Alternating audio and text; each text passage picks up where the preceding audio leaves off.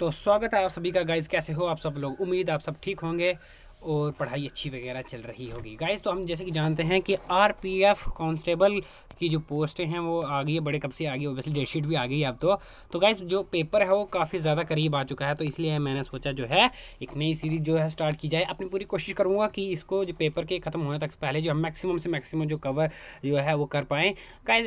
सबसे बड़ी बात है कि मैं खुद देख रहा था यूट्यूब पे ऑल दैट, तो सिलेबस जो है डायरेक्ट सिलेबस कहीं पर भी नहीं बताया हुआ। हर चैनल ने अपने से बताया हुआ जितना उसको मतलब एक्सपीरियंस ऑब्वियसली है, बड़े बड़े से बड़े चैनल है। बट ऑफिशियल अगर हम बात करें official syllabus of RPF constable की, तो मैं ढूंढ रहा था, मुझे बिल्कुल नहीं मिला। बट अगर चलो वो साइड से तो मिला नहीं, लेकिन जो लेटेस्टली बुक्स होती हैं आरपीएफ की और यहाँ वगैरह की, तो वहाँ पर सिलेबस अवेलेबल है। तो इसीलिए मैं गया मार्केट और मैंने लाई आपके लिए न्यू बुक वगैरह पूरी ले आया हूँ आरपीएफ की और कांस्टेबल की। और अब हम उसी बुक टू बुक चलेंगे गाइस, क्योंकि अगर देखो ये बड़ी बात नहीं है। अगर आप बात बोलोगे कि इतने सारे चैनल हैं, इतने सारे वो, तो फिर यहाँ पर ऐसा क्या लगा?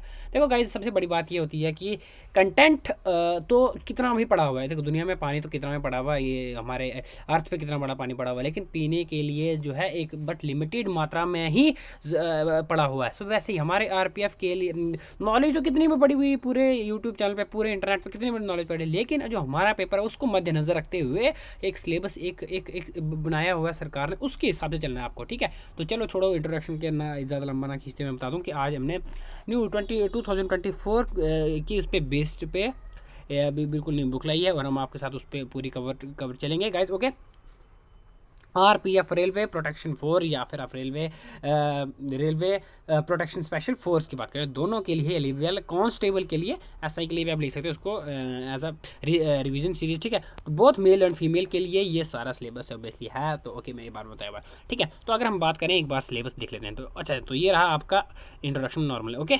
अच्छा, आगे चलते हैं हम, एक मिनट पीछे आ गया, ओके।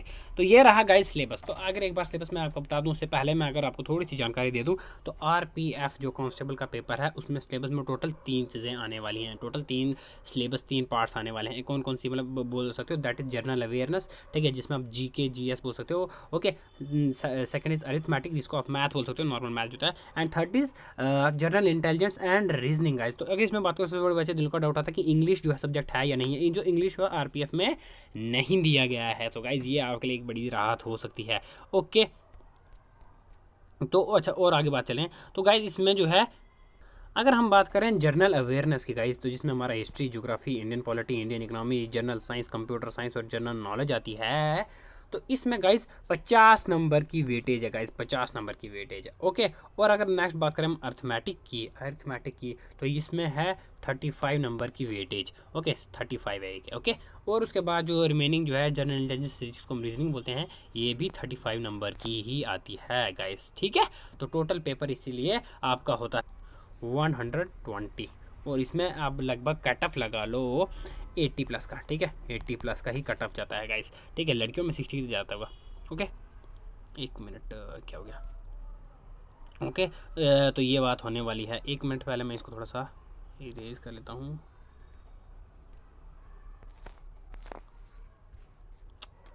अरे बैठता नहीं, अच्छा, ओके। तो अब हम करते हैं सिलेबस डिस्कस, हम क्या क्या पढ़ने वाले हैं। मैं कोशिश करूँगा गाइस अपनी पूरी जितना मुझे आता है आपके साथ डिस्कस कर सकूँ, ठीक है, ठीक है। तो अर्थमेटिक जो है हम सबसे बाद में पढ़ेंगे, क्योंकि थोड़ा सा लंबा सिलेबस है, प्लस इसकी वेटेज भी कम, इसलिए सबसे पहले हम जनरल अवेयरनेस पकड़ेंगे, क्योंकि मैक्सिमम बच्चों की ये इसमें प्रॉब्लम होती है, ठीक है। तो हिस्ट्री को हम सबसे ज़्यादा कवर करेंगे, 4-5 लेक्चर में ही हिस्ट्री की पूरी कवर होगी, क्योंकि इसमें इतना पूरा डीप नहीं बताया, सिर्फ ऊपर से टॉपिक दिए और उसको 1-2 बार इलेबोरेट किया हुआ है, ठीक है। इतनी बड़ी डरने की जरूरत नहीं है, क्योंकि हिस्ट्री है, geography, Indian polity, economy, general science है, ठीक है, जनरल कंप्यूटर और जनरल नॉलेज है। अगर हम बात करें मैथमेटिक्स की, अर्थमेटिक की, एक मिनट, तो इसमें हमारा आता है नंबर सिस्टम आता है, ठीक है, फ्रैक्शन आते हैं, एचसीएफ, एलसीएम आते हैं, स्क्वायर रूट्स, क्यूब रूट्स आते हैं, फंडामेंटल अरिथमेटिक ऑपरेशन आते हैं, रेशियो प्रोपोर्शन आते हैं, average, percentage, profit and loss, discount, simple interest, compound interest, time and work, speed, 2D mensuration, 3D mensuration, ठीक है, geometry, basic trigonometry and data interpretation आता है। अगर हम बात करें रीजनिंग की गाइस, तो रीजनिंग में हमारी आती है एनालॉजी आती है, क्लासिफिकेशन आती है, अल्फाबेट टेस्ट आता है, कोडिंग डिकोडिंग सीरीज, ठीक है, mathematical operation and reasoning, spatial orientation, order and sequence, Venn diagrams are the insert the missing character, relationship concept, logical sequence of word, clock and calendar, spatial visualization, problem solving, syllogism, statement and conclusion, statement and assumptions, decision making, visual memory, figure completion, formation of figures and counting figures. तो ये सारा syllabus हमारा होने वाला है। काफ़ी लंबा है लेकिन हम पूरी कोशिश करेंगे, ठीक है। कि इतनी कोशिश कि जीएस तो कर के ही जाएंगे, वो 50 नंबर का यहाँ से जो है मैक्सिमम नंबर बनाने वाले होते हैं, ठीक है। चलो फिर चलते हैं अब आज के अपने टॉपिक की ओर। तो गाइज जो है हमारा सबसे पहला टॉपिक है हमारी हिस्ट्री, एंशिएंट हिस्ट्री। तो गाइज देखो, वीडियो देखने के साथ साथ जो है बुक से पढ़ना भी काफ़ी ज़्यादा ज़रूरी होता है। तो अगर आपके पास लेटेस्टली बुक नहीं है तो कोई बात नहीं, आप इसके लिए मैं बोलता हूँ, इसके लिए आप ल्यूसेंट को सब्सटीट्यूट बना सकते हो इस बुक के लिए, ठीक है। ल्यूसेंट का भी सेम ही है, ल्यूसेंट में भी थोड़ा सा ज़्यादा ही है, इसमें थोड़ा थोड़ा कम भी होता है, ठीक है। बट ये अलग बात है कि कुछ ना कुछ जो ऐसी चीज़ें हैं जो ल्यूसेंट में नहीं है तो वो इसमें है, ठीक है। तो कोई बात नहीं, आप वीडियो से कवर कर लेना। तो चलते हैं अपने टॉपिक की ओर। Ancient India, ancient history of India, जिसमें हमारा एंशिएंट इंडिया पढ़ेंगे। एंशिएंट इंडिया हमारा 2 लेक्चर्स में कंप्लीट होगा, क्योंकि आज पहली वीडियो थी, नहीं तो मैं आज इसको एक लेक्चर में खत्म कर देता। वीडियो थोड़ी लंबी होने वाली है गाइस, आपकी मर्जी है, आपने सिलेबस कवर करना है तो लंबी वीडियो तो देखनी पड़ेगी। ओके चलो फिर चलते हैं टॉपिक की ओर। हमारा सबसे पहला टॉपिक आता है प्री हिस्टोरिक इंडिया, ठीक है। प्री हिस्टोरिक इंडिया, जिसको आप बोल सकते हो पाषाण काल, ठीक है। बहुत पुराना समय, ठीक है, प्री हिस्टोरिक की बात कर रही है। तो इसमें सबसे पहला टाइम पीरियड आता है हमारा पैलियोलिथिक पीरियड। ना पैलियोलिथिक का मतलब क्या होता है, देखो पैलियो का मतलब होता है पत्थर, ठीक है, पेबल्स। तो पेबल्स तो बड़ी छोटी हो गई, ठीक है। पत्थर के समय, जिस समय जो है बोल सकते हो कि आज के जो इक्विपमेंट्स हैं, जैसे कि आपके पास घर पे क्या हो गया, हथियार वगैरह हो गया, ठीक है, जैसे छेनी, हथौड़ा, या फिर कोई भी ऐसी इक्विपमेंट जो आज हम अपनी ज़िंदगी में यूज़ करते हैं गाइस, मशीनरी, वो उस टाइम नहीं थी। तो उस समय जो लोग थे किस पे डिपेंड थे, पत्थरों पे डिपेंड थे, ठीक है। पत्थर की जैसे गुफाएं वगैरह हो गई, या फिर वो अपने लिए शिकार करने के लिए जो है पत्थर के टूल्स एंड ऑल दैट बनाते थे, ठीक है। तो ये उस टाइम की बात है, पाषाण काल इसको बोलते हैं हिंदी में, ओके। तो paleolithic period, in this period man barely manage to gather his food and livelihood hunting, ठीक है, by hunting. Paleolithic period divided into 3 phases.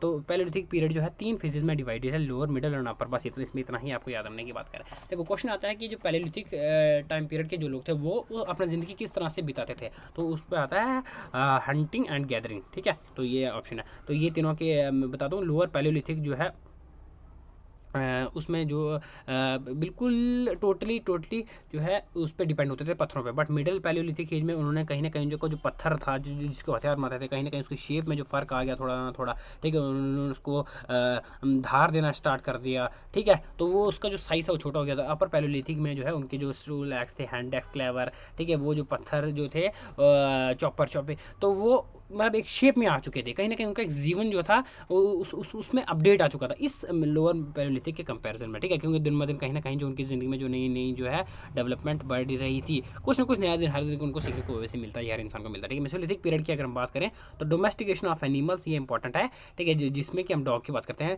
ठीक है। Begin and characteristic tools like were called microlith. मैंने आपको बोला था ना मेसोलिथिक पीरियड में, अच्छा ये तो तीनों पैलियोलिथिक थी। मेसोलिथिक पीरियड में सॉरी, जो पत्थर थे, वो जो उनके हथियार थे पत्थर बनाने के, उनमें एक धार आना स्टार्ट हो गया था, ठीक है। एक धार आना स्टार्ट हो गई थी। धार आने से मतलब एक वो शेप में आना स्टार्ट हो गए थे ना। अब एक गोल पत्थर आप ऐसा मिले या फिर एक ऐसा पत्थर मिले तो आप किससे ओबियसली अटैक करना पसंद करोगे या प्रॉफिटेबल हो, इसलिए इससे होगा क्योंकि इसमें धार वगैरह है, ठीक है।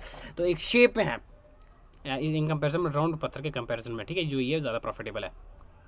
तो मेसोलिथिक पीरियड के टाइम पर डोमेस्टिकेशन ऑफ एनिमल स्टार्ट हो चुका था, और जो है जो उनके हथियार थे, ठीक है। तो मेसोलिथिक जो पीरियड में जो उनके हथियार थे वो भी एक शेप में आना स्टार्ट हो गए थे। अब नेक्स्ट बात करें हम न्योलिथिक पीरियड की।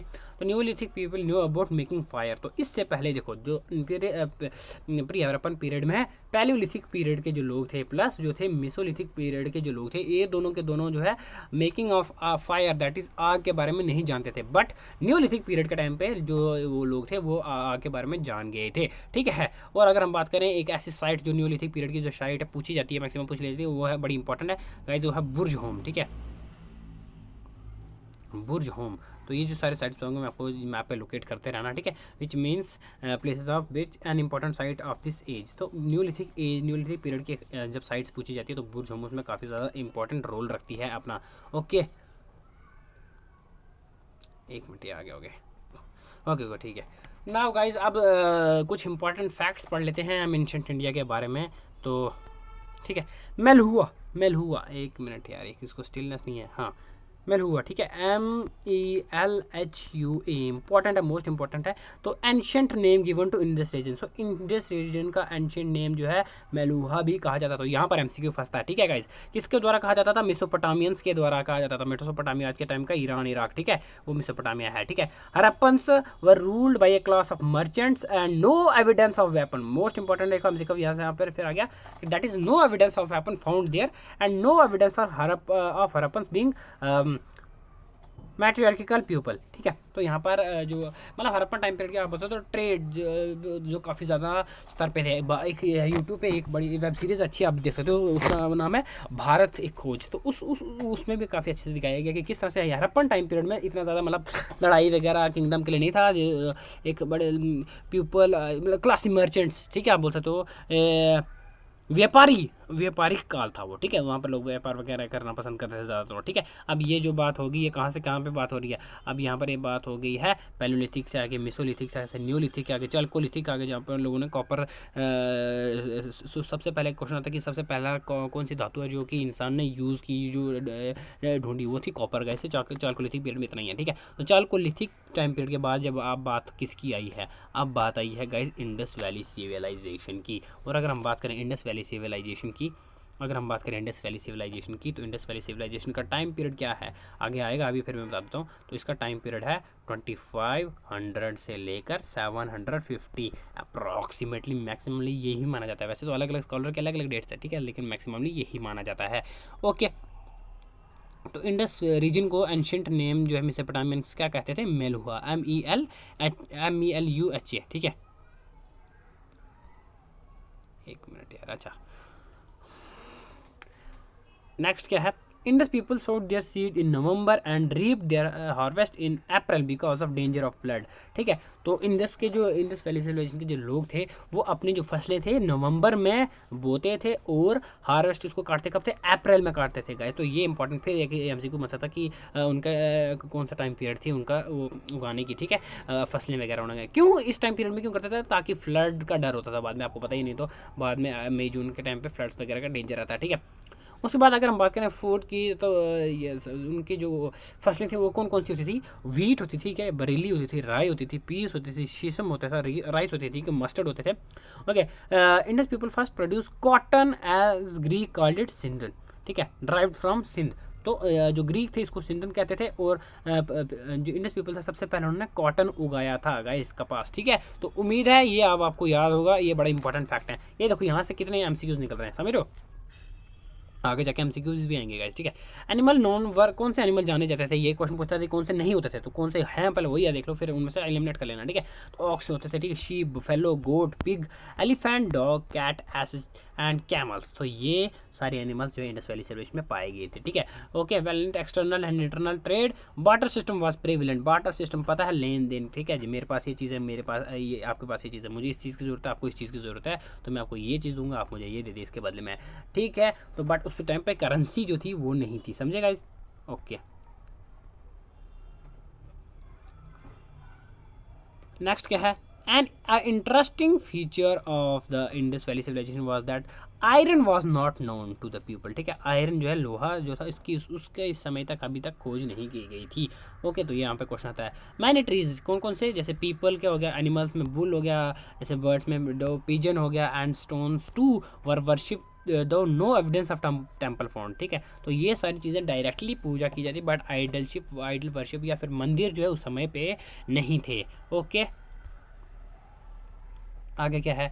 डेड बॉडीज़ की अगर हम बात करें, the dead bodies were placed in north and southern orientation, ठीक है। तो नॉर्थ और साउथ ओरिएंटेशन में जो है डेड बॉडीज़ को रखा जाता था, ठीक है, मतलब इस जिलाया जाता था, उनका तरीका है। ओके, तो यहाँ पर एमसीक्यू सस्ता ही वाला। The seal of Pashupati depicts elephant, tiger, rhinoceros and buffalo. 2 deer appear in the feet of Pashupati. यहाँ पर देखो, यहाँ पर एक दो बार को एमसीक्यूज बने, मैंने इस पे से पढ़ा था, ठीक है। Harappan script is pictographic script, pictography, ठीक है। तो हरप्पन स्क्रिप्ट जो थी पिक्चोग्राफी स्क्रिप्ट थी, और यहाँ पर मतलब फोटोज़ वगैरह के द्वारा ही मतलब लोग समझे जाते थे एक बात, ठीक है। क्योंकि ऑब्वियसली राइटिंग जो थी, लिखाई जो थी, वो इस समय तक अभी नहीं हुई थी, इवॉल्व या डेवलप, ठीक है, या इनके टाइम पे है, लेकिन वो हमको समझ नहीं, आगे जाके पढ़ेंगे, ठीक है।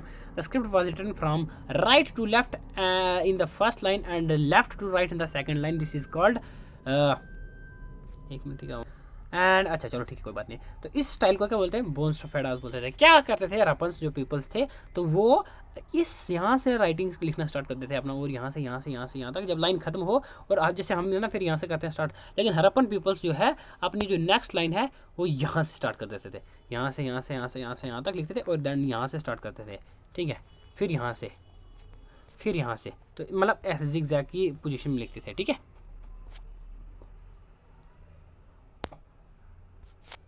एक मिनट, ओके।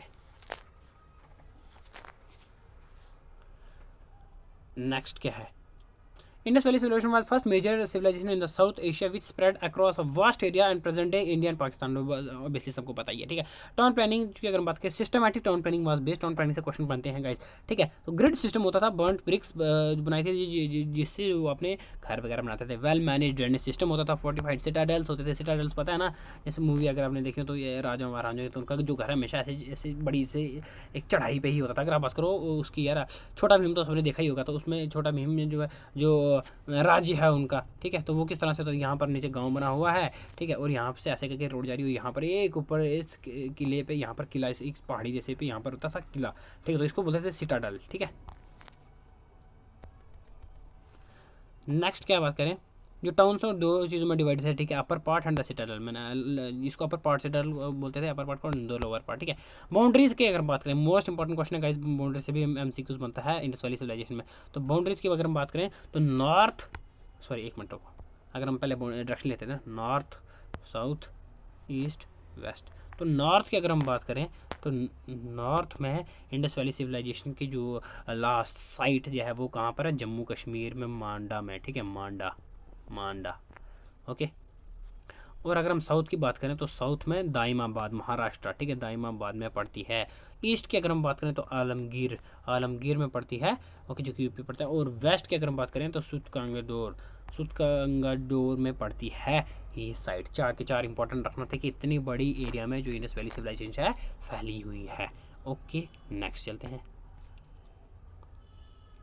अब कुछ मेजर हड़प्पन साइट्स हैं, ठीक है, ऑब्वियसली हम सबको इनके बारे में पता है। अब इनके बारे में 2-3 फैक्ट जान लेते हैं कि हमसे क्या क्या मिला।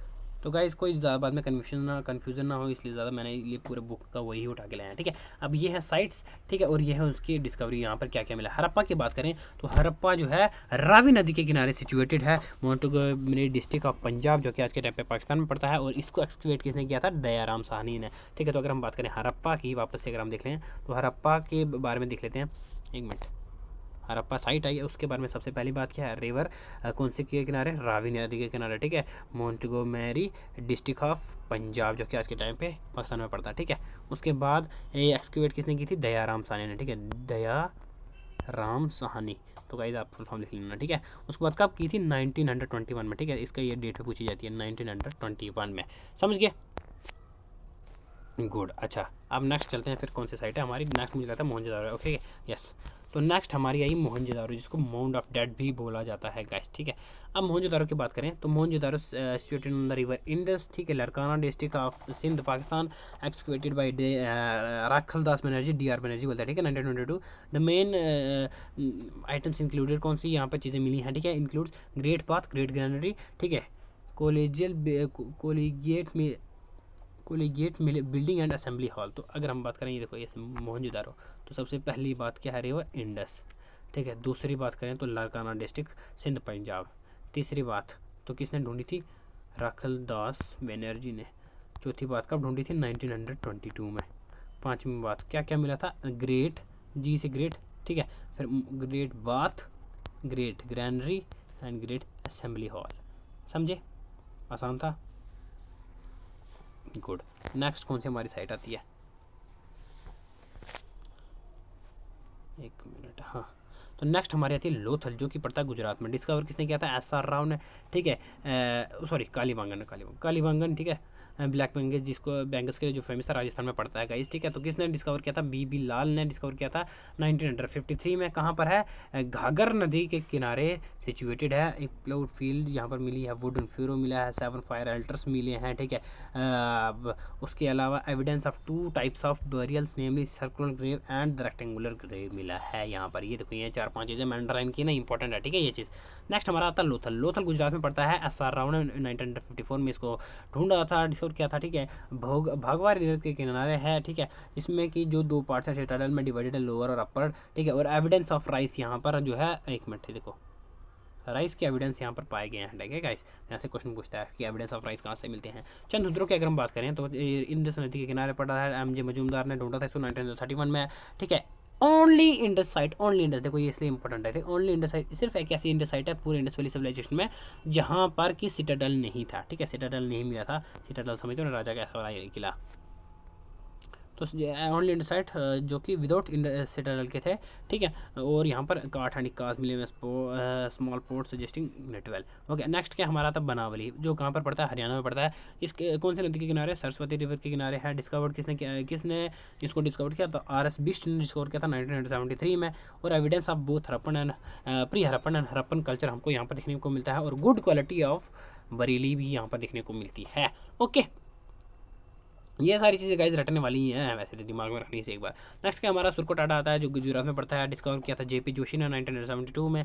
इसमें हमको एविडेंस ऑफ हॉर्स मिलते हैं, ये मोस्ट इंपॉर्टेंट है बस, ठीक है। इसमें सुरकोटाडा में ये पूछते हैं। नेक्स्ट क्या है? रोजडी गुजरात जो है, इस process structure of pre Harappan, Harappan and post Harappan, जो तीनों टाइम पीरियड के जो इस जगह से हमको स्ट्रक्चर जो एविडेंस मिले हैं। नेक्स्ट आते हैं भीमबेटका। भीमबेटका मोस्ट इंपॉर्टेंट जगह है गाइस, मोस्ट इंपॉर्टेंट केव है, हेरिटेज वर्ल्ड हेरिटेज साइट है गाइस, इसके बारे में पूछता है, ठीक है। तो यहाँ पर हमको उस टाइम के लोगों के पिक्चर्स में उनके बारे में, उनके जो बर्ड एनिमल ह्यूमंस थे किस तरह से रहते हैं, उनके बारे में पिक्चर्स वगैरह मिली थी इन गुफाओं में देखने को मिलती है, ठीक है।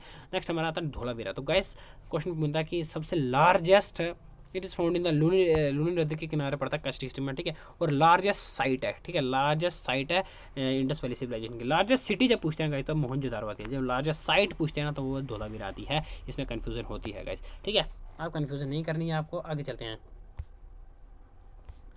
नेक्स्ट हमारा आता है टॉपिक, हमारा आता है वैदिक पीरियड, ठीक है। वैदिक पीरियड जिसको आप बोल सकते हो ऋग वैदिक पीरियड या फिर वैदिक पीरियड। अगर अब गाइस वैदिक पीरियड यहाँ पर थोड़ा PDF में हो गई है, अच्छा कोई बात नहीं, मैं आपको इसको नॉर्मली ऐसे बता देता हूँ। ओके, तो गाइस अगर हम बात करें वैदिक पीरियड या फिर ऋग वैदिक पीरियड की, तो टाइम पीरियड है इसका 1500 से लेकर 1000 तक, ठीक है।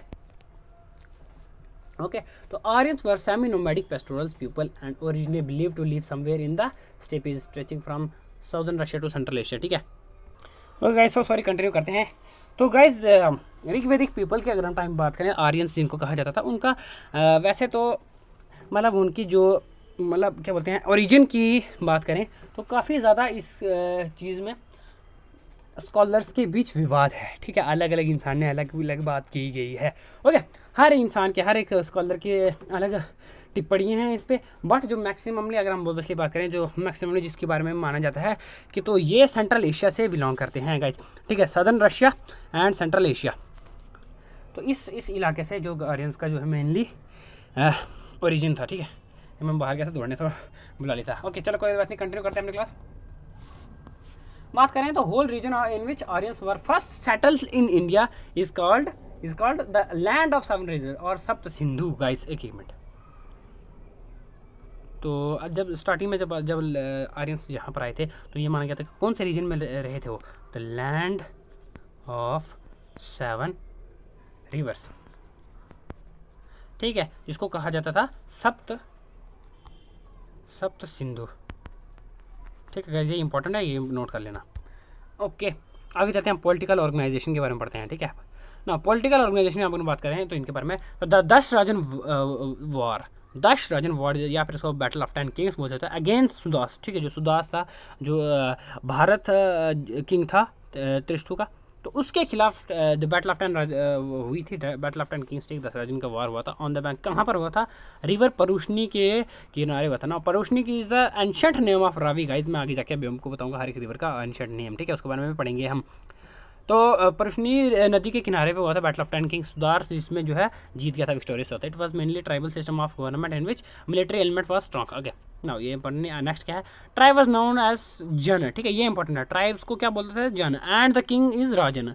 तो जो राजन मतलब जन पे जो राज करे दैट इज राजन, ठीक है, king. Traces of election of the king by the assembly called समिति, ठीक है। तो ऐसा नहीं है कि भाई वो हायरार्की था, बट जो कहीं ना कहीं जो उनके किंग थे वो इलेक्शन भी होते थे, ठीक है। तो उसके एक ट्रेसेस में मिले हैं जिसकी समिति सभा समिति हॉल्स वगैरह मिलेंगे, ठीक है। Villages were headed by gramini. तो आज के टाइम पे जैसे हम बोलते हैं विलेज का जो सबसे बड़ा लीडर कौन होता है, सरपंच। तो उस समय जो होता है ग्रामीणी होता था, ठीक है। तो gramini is the head of the village. Okay in day to day administration king was assisted by. तो हर दिन मारा के जो काम होते हैं किंग को कौन असिस्ट करता था, किंग को कौन बताता था कि क्या क्या करना, that is Purohit, the most important यहाँ पर पोजीशन आ जाती है इस टाइम पे पुरोहित की, ठीक है, मोस्ट इंपॉर्टेंट, ठीक है। सेनानी जो कि उसका जो कमांडर बोल सकते हैं आप, ठीक है, आर्मी का जो कमांडर है, ठीक है। वार्ता जना ग्राम श्राद्धा, ठीक है, ट्राइबल ग्रुप जो performing various military functions. Okay next बात करेंगे हम सोसाइटी की उस टाइम पीरियड की। तो people were loyal to tribes, ठीक है। तो कोई धोखाधड़ी इस टाइम उतने लोगों में था नहीं, ठीक है।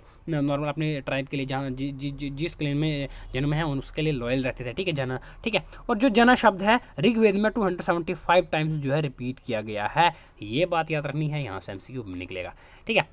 As kingdom territory was not yet establish to patriarchal family, तो इस टाइम पर जो किंगडम एस्टेब्लिश नहीं था। ओके अभी चलते हैं, अगर बात करें इस टाइम की इकोनॉमी की, तो beginning of to town and settle life is the start, ठीक है। क्योंकि मैंने आपको बताया ना कि जो किंग था वो कहीं ना कहीं उसने अपना एक साम्राज्य बनाना स्टार्ट कर दिया था कहीं ना कहीं, ओके। तो सेना बनाना स्टार्ट कर दिया, तो अभी सेटल नहीं हुए पूरी तरह से, बट एक स्टार्टिंग हो चुकी है, ठीक है। Town beginning of town and settle life started, ठीक है। Agriculture was the main livelihood, wheat and rice called vrihi in later Vedic text became the staple crop. तो अगर गाइज ये क्वेश्चन पूछता है कि ऋग वैदिक टाइम पे के पीरियड जो है उनकी वो कौन सी ज़िंदगी जीते थे, ठीक है। आपको देगा ट्रेड एंड कॉमर्स दे देगा, ठीक है, एग्रीकल्चर, कैटल रेयरिंग, या फिर आप बोल सकते हो industry department and all that. So main is agriculture, ठीक है, option B that is agriculture. So Rigvedic time के पीरियड या फिर वैदिक टाइम पीरियड की बात भी बात करी जाए तो गाइज वो, ठीक है, वो एग्रीकल्चर लाइफ जीते थे, एग्रीकल्चर वाली लाइफ, ठीक है, खेती बड़ी करते थे। Occupation of occupations like iron smith, copper smith, jewel workers and weaving reserve by womens, ठीक है, वुमेंस। एक मिनट यहाँ पर थोड़ी सी फिर गलत एडिटिंग हुई है, मैं पहले एक वो कर लेता हूँ क्रॉस चेक।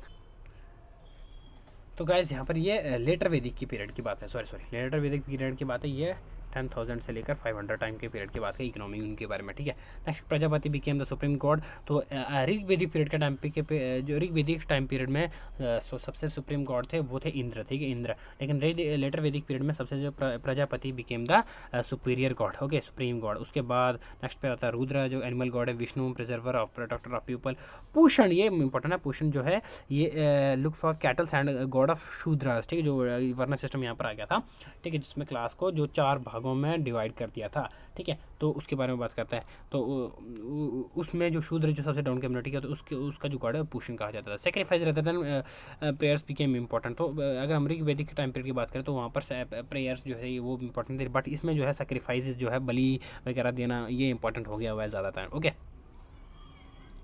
अब नेक्स्ट अगर हम बात करें वैदिक लिटरेचर की, तो सबसे इंपॉर्टेंट आते हैं वेदास। तो यहाँ से क्वेश्चन बनते हैं, इस चीज़ को पकड़ेंगे, मैंने मेन रखा आपके लिए, ठीक है, निकाला हुआ। तो ऋग वैदिक जो है oldest Indo European language text जिसको माना जाता है, कलेक्शन ऑफ हाइम्स। तो किसमें कितने हैं, इसमें 1028 या फिर आप सोचते हो 1020 हाइम्स जो है इसमें है। कितने मंडालाज या कितने बुक्स में है डिवाइडेड है, ये 10 मंडालाज में डिवाइडेड है, जिसमें कि 4 वर्णा या 4 पुरुषकता है, जहाँ की जिसमें कि जबकि थर्ड मंडाला जो थर्ड बुक है उसमें हमको गायत्री मंत्र के बारे में देखने को मिलता है, जिसका जो कि डेडिकेटेड है भगवान सूर्य को, ठीक है, भगवान सूर्य को डेडिकेटेड है गायत्री मंत्र, जो कि थर्ड मंडाला में हमको देखने को मिलता है। नेक्स्ट क्या हम बात करें साम वेद की, तो साम वेद जो है collection of melodies and content दुर्गापद राग। तो साम वेद में मतलब हमको एक बार बता तो सिंगिंग के बारे में, मतलब गाने के म्यूजिक ओरिजिन ऑफ अगर म्यूजिक आप इंडियन म्यूजिक आप बात करें तो यहाँ सामवेद से निकलता है। तो गाइस इसमें म्यूजिक वगैरह के बारे में बताया हुआ है, ठीक है, राग भाई। तो ध्रुपद राग कहाँ से निकलता है, सामवेद से, इंपॉर्टेंट है, निकलेंगे आगे। यजुर्वेद की बात करें तो हाइमेंस एंड रिचुअल सैक्रिफाइसेस के बारे में यहाँ पर बताया जाता है। और अथर्ववेद की बात की जाए तो काला जादू, बीमारियाँ वगैरह से दूर रहना, ये एंड ऑल दैट, तो इसमें आता है वो अथर्ववेद में। नेक्स्ट क्या है,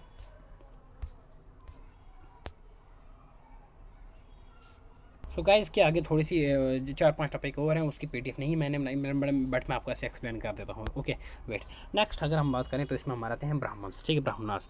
तो द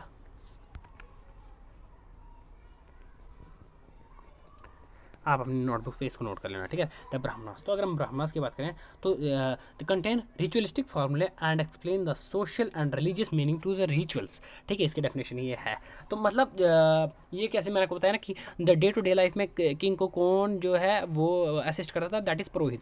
तो इस तरह से जो ब्राह्मण्स ने इस टाइम तक जो है सोसाइटी में अपनी एक अच्छी डोमिनेंस, अच्छी पोजीशन बना ली थी गाइस। ओके, जो कि बड़े बड़े काम हो गए करवाने, हर एक चीज़ अब रिलीजन से चलेगी, ठीक है, उस टाइम पीरियड में आपके घर में कोई वैसे हवन करवाना है, रिचुअल करवाना है, अश्वमेध यज्ञ वगैरह करवाना है, जो भी करवाना है तो सब कुछ है जो ब्राह्मण्स पे ही डिपेंड है। क्योंकि वैसे हर जो टेक्स्ट थे जो लिखे हुए बड़े बड़े पुराने टाइम पीरियड में तो वो संस्कृत में होते हैं, और संस्कृत सिर्फ ब्राह्मण्स को ही आती थी, ठीक है। तो हर एक घर का कार्य, पूजा पाठ कार्य कराना जो है ब्राह्मण्स पे डिपेंड हो गया था, इसलिए जो है इन्होंने एक अपनी अच्छी पोजीशन पकड़ ली थी सोसाइटी में, ठीक है। अगर हम बात करें ईच ब्राह्मण्स की या ईच वेदा जो है वो एक ब्राह्मण्स वो हर एक अलग बड़े सारे ब्राह्मण्स के साथ अटैच्ड है, ठीक है, ब्राह्मण्स के साथ, ठीक है। तो वो कौन से ब्राह्मण्स हैं, तो अगर हम यहाँ पर कर लिखेंगे वेदास और यहाँ पर लिखेंगे हम ब्राह्मण्स, ठीक है। तो ऋग्वेद जो है कौन से ब्राह्मण के साथ एट्रीब्यूटेड है, ये है कौशिकी, KAUSHITA कौशिकी, या फिर आप इसको बोल सकते हैं ऐत्रेय, AITREYA। गाइज आज के लिए सॉरी, आज पहला डे था इसलिए थोड़ा सा पीडीएफ नहीं हुई तैयार, मैं कल आपके लिए पक्का ये करूँगा, ठीक है। आज थोड़ा सा एडजस्ट कर लेना, ठीक है। तो ऋग्वेद जो है हमारे एक कौशिकी या फिर ऐत्रेय ब्राह्मण से रिलेटेड है। नेक्स्ट अगर हम बात करें ऋग्वेद की अगर हो गया, अब हम बात करते हैं सामवेद की, ठीक है, सॉरी यजुर्वेद की। तो यजुर्वेद जो है किसके रिलेटेड है, किस ब्राह्मण के से रिलेटेड है, यह है तैत्रीय, ठीक है, TAITRIY तैत्रीय, या फिर आप उसको बोलते हैं शतपथा ब्राह्मण। नेक्स्ट अगर हम बात करें सामवेद की, तो सामवेद हमारा आता है पंचविश या फिर जैमिनी, ठीक है, PANCHVISH, पंचविश ब्राह्मण, या फिर इसको बोलते हैं जैमिनिया, ठीक है। नेक्स्ट हमारा बात करते हैं अथर्ववेद की। अथर्ववेद कौन से ब्राह्मण में आता है, यह आता है गोपथ में, DGOPAT गोपथ में। तो ये हमारे हो गए ब्राह्मण्स। नेक्स्ट अगर हम बात करें इसके तो हम आते हैं आर्यांकास, ठीक, द आर्यांकास। तो आर्यांकास क्या होते थे, ठीक है, ARYANKAS आर्यांकास, ठीक है। तो the word Aranya means forest works, ठीक है guys. The called Aranyakas because they were written mainly for the hermits and the students living in the jungle. समझ गए होंगे आप, ठीक है, जो भी स्टूडेंट्स है उस टाइम पीरियड में जंगल में वगैरह में फिर डिस्टर्ब हो गए थे। कोई बात नहीं, हम अपनी क्लास कंटिन्यू करते हैं। तो आज के लिए मैं सॉरी करूँगा, पहले दिन की क्लास है, उम्मीद है आप मुझे माफ करेंगे, ओके। तो जो भी डिस्टर्ब है सारी है। तो आर्यनकास आई होप आप समझ गए होंगे, the student living in the jungles, तो फिर उनको बोलते थे आर्यनकास। तो आज इन टर्म्स को जो है आपको थोड़ा थोड़ा ही याद रखना, इतना, ओके। इनमें से क्वेश्चन पूछा जाएगा नहीं, ओके। नाउ ये नेक्स्ट इंपॉर्टेंट टर्म है द उपनिषद, ठीक है, उपनिषद, ठीक है गाइज। अगर हम बात करें उपनिषद की तो इसका मतलब होता है to sit down near someone, okay. मैं लिख देता हूँ आपके लिए, एक मिनट रुको अभी, ओके।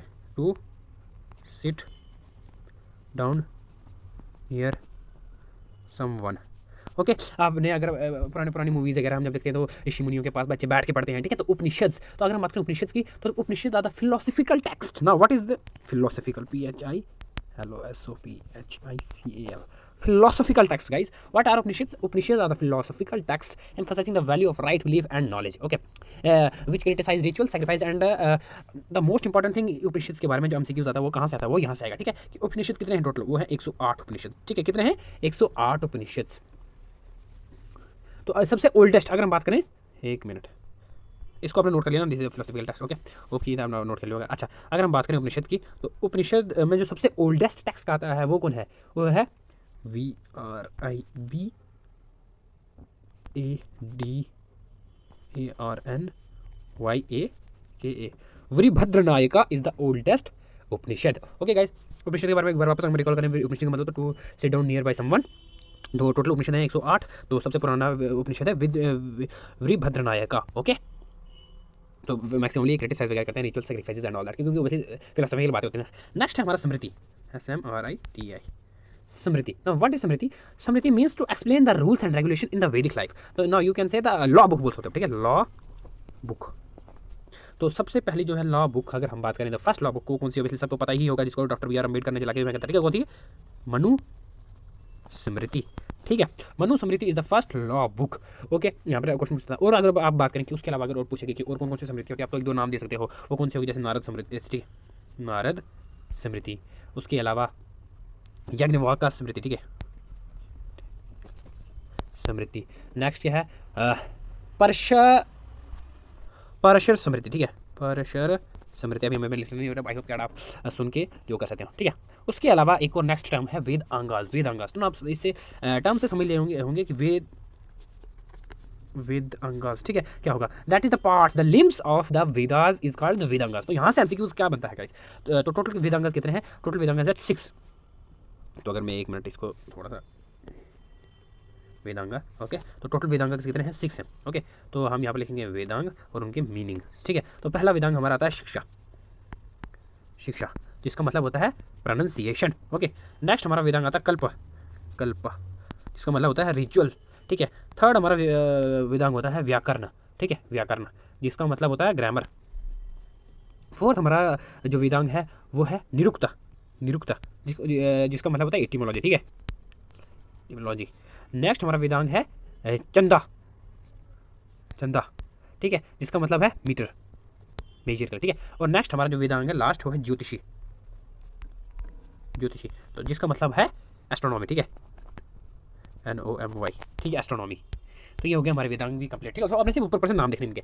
ओके, उसके बाद हमारा आता है दर्शन। There are 6 school of Indian philosophical called Shad Darshan, ठीक है, 6 फिलोसफिकल स्कूल के बारे में। पर हमने आर्यंका के बारे में, फिर हमने उपनिषद के बारे में पढ़ा, फिर हमने स्मृति के बारे में। तो वेदास जो है आर्यंका से रिलेट करते हैं और दर्शन जो है ये उपनिषद से रिलेट करते हैं गाइस। ओके, फिलोसफिकल स्कूल के। तो अगर हम बात करें सिर्फ दर्शन स्कूल की, तो सबसे पहला हमारा दर्शन स्कूल में कौन सा आता है? न्याय दर्शन, ठीक है, न्याय दर्शन, ठीक है। वो किसने दिया हुआ है? गौतम ने, ठीक है, गौतम ने।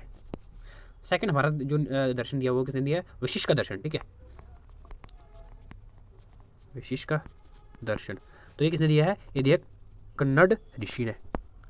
नेक्स्ट जो हमारा दर्शन है वो गया है संख्या दर्शन, संख्या दर्शन। तो ये किसने दिया है? ये दिया है कपिला ने। नेक्स्ट जो है हमारा है योग दर्शन,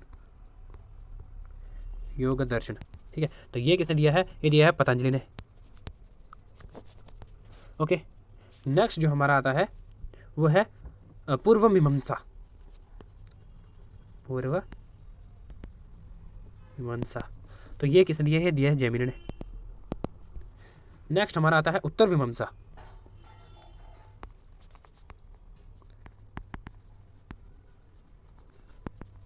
तो ये दिया है व्यास ने,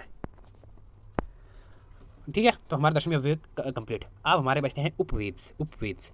तो उपवेदों की अगर बात करें तो यहाँ से भी कभी कभी पूछ लेते हैं, इसलिए हम पढ़ लेते हैं कि टोटल उपवेद कितने हैं। उपवेद टोटल हमारे हैं 4, ठीक है। तो हमारा पहला उपवेद है धनुर्वेद, ठीक है, धनुर्वेद। तो धनुर्वेद जो है किस चीज़ से डील करता है, किस चीज़ से? ये है करता है आर्ट एंड वॉरफेयर, ठीक है, आर्ट एंड वॉरफेयर गाइस। तो ये हमको किस वेद से एसोसिएट करता है? यजुर्वेद में बताया गया, ठीक है। उसके बाद आता है गंधर्व वेद, गंधर्व वेद।